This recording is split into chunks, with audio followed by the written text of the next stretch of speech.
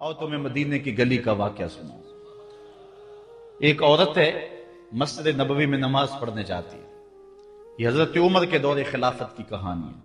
تو ایک نوجوان راستہ روک کے کھڑا ہو جاتا ہے۔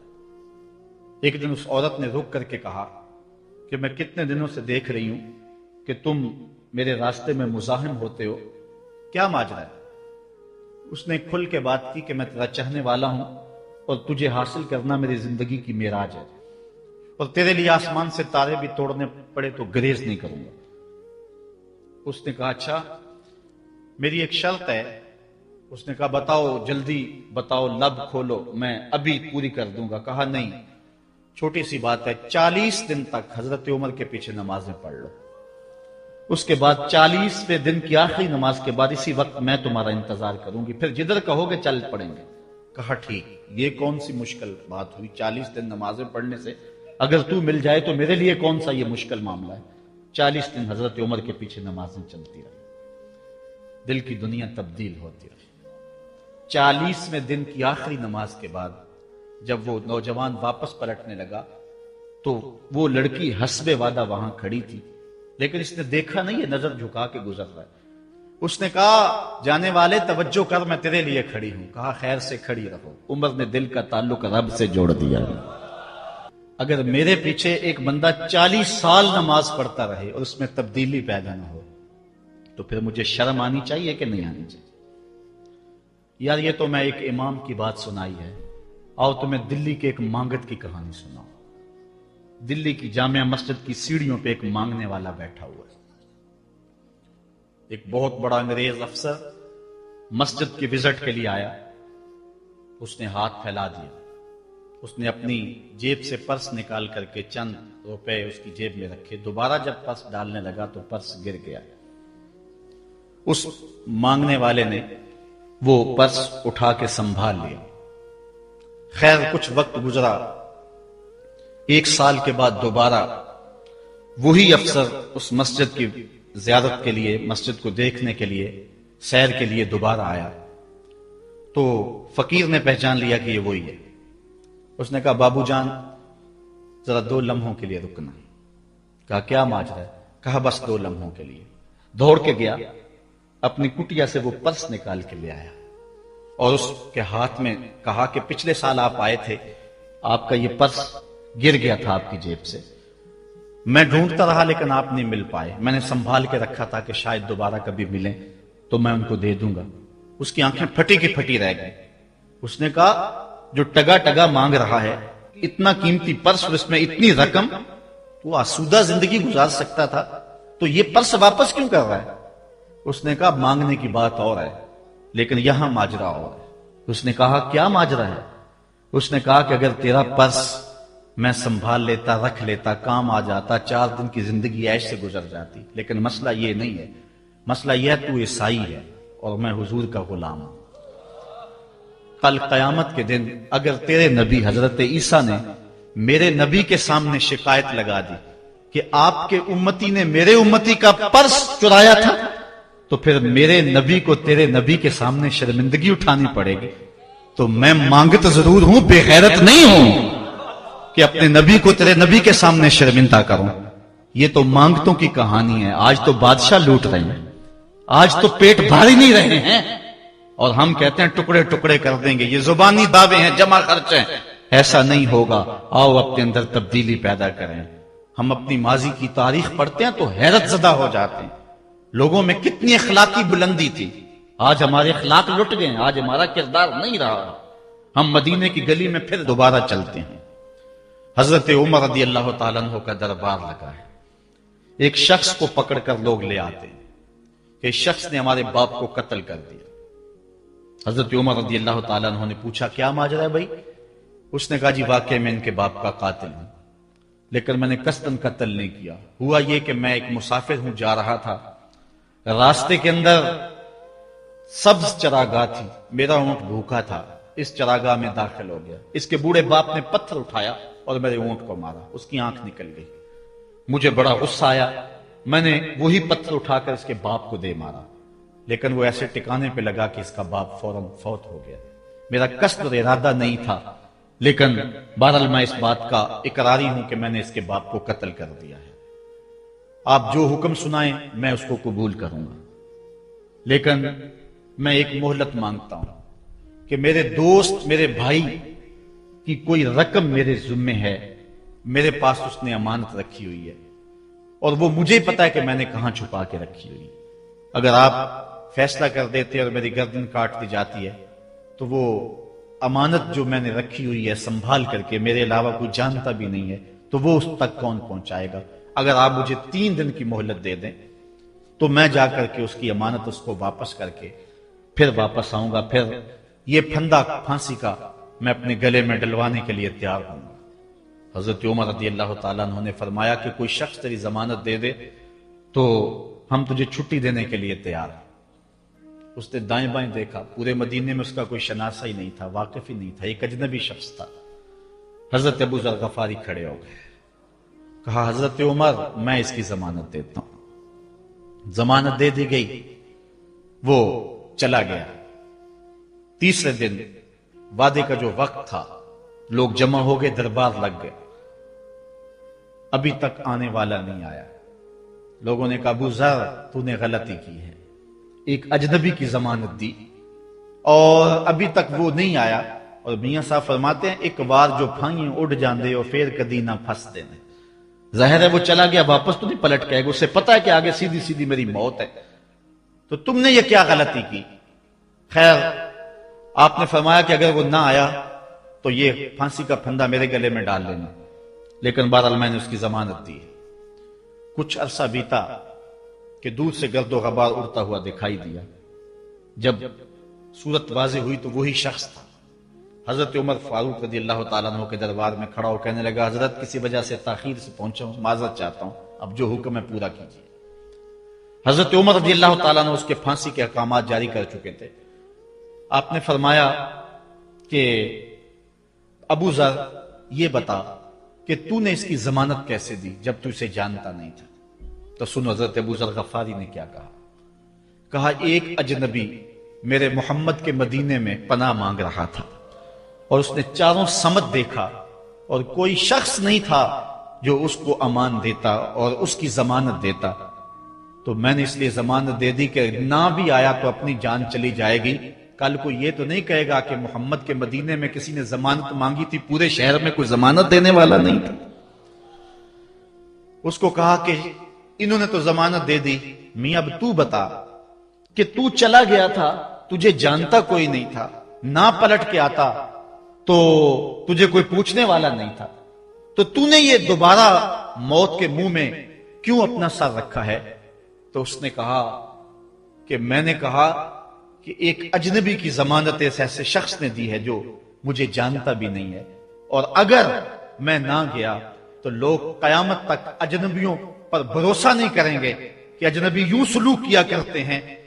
تو حضرت عمر رضی اللہ تعالیٰ عنہ اس کے پھانسی کے احکام جاری کیے تو جن کے باپ کو قتل کیا تھا وہ بیٹے کھڑے ہو گئے، کہنے لگے تاریخ کی کالک ہم اپنے منہ پہ ملیں گے، ہم بھی اپنے باپ کے قاتل کو معاف کر دیتے ہیں. یہ ہماری تاریخ ہے، یہ ہماری کہانی ہے. لیکن آج ہم کس جگہ پہ کھڑے ہیں اور کیا ہماری صورتحال ہے؟ نہ ہمارا کردار رہا اور نہ ہمارا کوئی تشخص رہا. آج ہم نے اپنا تشخص بھی مٹا کے رکھ دیا، اپنے طرز زندگی بھی بدل دی. نہ ہماری باطن کی وہ روشنی رہی، نہ ظاہری وہ صورتیں رہی کہ ہم پہچانے جائیں کہ حضور کے غلام ہیں، بلکہ آج بھانت بھانت کی بولیاں بول رہے ہیں. اقبال نے کیا کہا تھا؟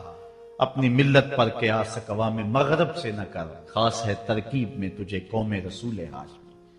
بلکہ آج فیشن کے طور پر یہ کہا جاتا ہے جی آج کل دین پہ چلنا بڑا مشکل ہے. یہ آپ بھی سنتے ہوں گے، لوگ کہتے ہیں جی آج کل دین پہ چلنا بڑا مشکل ہے. یہ کون کہہ رہا ہے؟ جو مسجد میں آتا ہے تو موسم کے مطابق گرم اور سرد پانی دستیاب ہے، اس کے لیے ماحول ہے، اس کے لیے خوبصورت قالین بچھے ہوئے ہیں، مخملی مصلے رکھے ہوئے ہیں. جو نرم اور گداز مسلوں پہ پیشانی رکھ کر کے سجدہ کرتا ہے وہ بطور فیشن کہہ رہا ہے جی آج کل دین پہ چلنا بڑا مشکل ہے. میں اس کے جواب میں کہا کرتا ہوں میاں تیرے لیے مشکل ہے یا کربلا والے حسین کے لیے مشکل تھا؟ انہوں نے تو نہیں کہا کہ دین پہ چلنا مشکل ہے. تیرے لیے مشکل ہے دین پہ چلنا یا حضرت بلال حبشی کے لیے مشکل تھا؟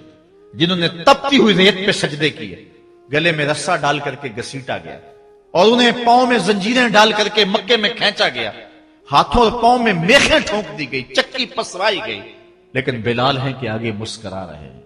کسی نے گزرتے ہوئے کہا بلال عجیب تماشا ہے، عجیب کہانی ہے کہ وہ تمہیں مار رہے ہیں اور تم آگے سے مسکرا رہے ہو۔ تو سنو حضرت بلال نے کیا جواب دیا۔ حضرت بلال فرمانے لگے میاں تم جاؤ نا بازار میں مٹی کا برتن بھی خریدنے، تو اس کو بھی ٹھونک بجا کے دیکھتے ہو کہیں کچا تو نہیں ہے، اس کی آواز تو خراب نہیں ہے۔ کہا تم تو مٹی کا پیالہ بھی خریدو تو ٹھونک بجا کے دیکھتے ہو کہیں کچا تو نہیں ہے، میرا مالک مجھے خرید رہا ہے، دیکھ رہا ہے بلال کہیں کچا تو نہیں ہے۔ میں کہتا ہوں مالک کھال ادڑ بھی جائے گی، حق حق کی آوازیں ختم نہیں ہوں گی۔ زخم پہ زخم کھا کے جی خون جگر کے گھونٹ پی، آہ نہ کر لبوں کو سی یہ عشق ہے دل لگی نہیں۔ تو یہ ایک دین گریزی ہے، یہ عمل گریزی ہے۔ جی آج کل بڑا مشکل ہے، پہلی بات ہے مشکل ہو بھی تو ہمارے پاس کوئی دوسرا آپشن موجود نہیں ہے۔ ہم ان لوگوں کی کہانیاں بھول سکتے ہیں کہ جنہوں نے اس دین کے راستے کے اندر دکھ بھی سہے، ان کو ٹکڑے بھی کر دیا گیا، ان کو 2 اونٹوں کی پچھلی ٹانگوں سے باندھ کر کے 2 ٹکڑوں میں بانٹ بھی دیا گیا، لوہے کی کنگھیوں سے بدن چھیدے بھی گئے، ہڈیاں توڑی بھی گئیں، آگ میں ڈالا بھی گیا، جلتے اور کھولتے تیل میں پھینکا گیا، لیکن انہوں نے رب کا نام نہیں چھوڑا، رسول کا نعرہ نہیں چھوڑا۔ اور آج ہم کہتے ہیں جی بڑا مشکل ہے آج کل دین پہ چلنا، اور یہ مولویوں نے مشکل بنائی ہوئی ہے، یار دین اتنا بھی مشکل نہیں ہے، یہ کوئی بات نہیں ہے۔ ہم سر سے لے کر پاؤں تک اسلام میں داخل ہوں، یہ ہمارے رب کا ہم سے یہ تقاضا ہے، یا ایھا الذین آمنوا ادخلوا فی السلم کافہ، اے ایمان والو دین میں پورے پورے داخل ہو جا، پورے پورے داخل ہو جا۔ تمہاری وضاقتہ، انداز زندگی، طرز معاشرت یہ بتائے کہ تم حضور کے غلام ہو۔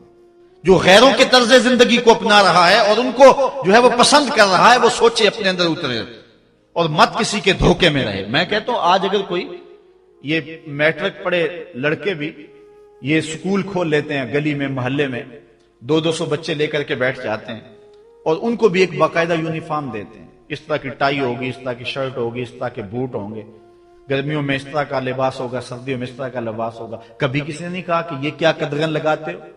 جس طرح کا بچہ لباس پہننا چاہے اس کو آزادی ہونی چاہیے، یہ کیا تم نے ایک خاص لباس متعین کر دیا؟ کہتے ہیں جی ان کا نظام ہے نا، ایک سکول ہے اور یونیفارم ہے اس کا۔ یار ایک پرائمری سکول کا بھی یونیفارم ہوتا ہے، تو کیا محمد عربی کے دین کا کوئی یونیفارم نہیں ہے؟ حضور علیہ الصلوۃ والسلام کی زندگی، حضور علیہ الصلوۃ والسلام کے شب و روز اور حضور علیہ الصلوۃ والسلام کا انداز معاشرت، حضور کی وضاقتہ، حضور کا لباس، یہ اپناؤ اور یہی زندگی کا حسن ہے۔ اسلام کے حوالے سے معذرت خواہانہ رویہ ترک کر دینا چاہیے ہمیں۔ اور آج ہمارے جو ہے وہ محراب و منبر کے جو وارثین ہیں انہوں نے بھی مسالت کر لی ہوئی ہے، جو کوئی بات نہیں ہے۔ اسلام صرف زبان سے اسلام کہہ دینے کا نام نہیں ہے۔ چمی گوہم مسلمانم بلرزم کہ دانم مشکلات لا الہ۔ جب میں کہتا ہوں میں مسلمان ہوں تو کانپ جاتا ہوں، اس لیے کہ لا الہ الا اللہ کے تقاضوں کو سمجھتا ہوں۔ جب بیعت عقبہ ثانیہ ہوئی ہے تو حضرت اسد بن زرارہ کھڑے ہو گئے، جب صحابہ حضور سے بیعت کرنے لگے اور 70 تعداد تھی ان کی، تو حضرت اسد بن زرارہ خزرجی کھڑے ہو گئے اور ان کو کہا کہ اے انصار، ان سے بیعت کرنے سے قبل سوچ لو، یوں ہی بے توجہی میں ہاتھ نہ بڑھا دینا، بے خبری میں یوں ہی ایسے ہی ہاتھ نہ بڑھا دینا، پہلے سوچ لو۔ بیعت کرنے کا مقصد یہ ہے تمہیں جو ہے وہ وقت کے جبر کے ساتھ پورے عرب کے ساتھ ٹکر لینا ہوگی، جو بھی کفر کے نظام کا حصہ ہے تم اس کے ساتھ ٹکراؤ کرنا ہوگا، اور حتیٰ کہ تمہاری کھال بھی ادھیڑ دی جائے گی، سخت تلواروں سے تمہارے کلیجے چبائے جائیں گے۔ اگر تم اس کے لیے تیار ہو تو پھر آؤ بیعت کرو۔ یہ نہیں ہے کہ بس تم کہہ لو کہ ہم مسلمان اور بس کافی ہے، نہیں۔ چمی گوئے مسلمانم بلرزم کہ دانم مشکلات لا الہ۔ آج ہمیں اس سمت بھی آنے کی ضرورت ہے، اس انداز سے دیکھنے کی ضرورت ہے کہ ہم سر سے لے کر پاؤں تک اسلام کے سانچے میں آئے۔ ہمارے اصلاح کے حوالے سے ایک اہم پوائنٹ جس پر میں آپ کی توجہ دلانا چاہتا ہوں وہ یہ ہے کہ فرائض و واجبات کو ترجیحی بنیادوں پہ رکھیں۔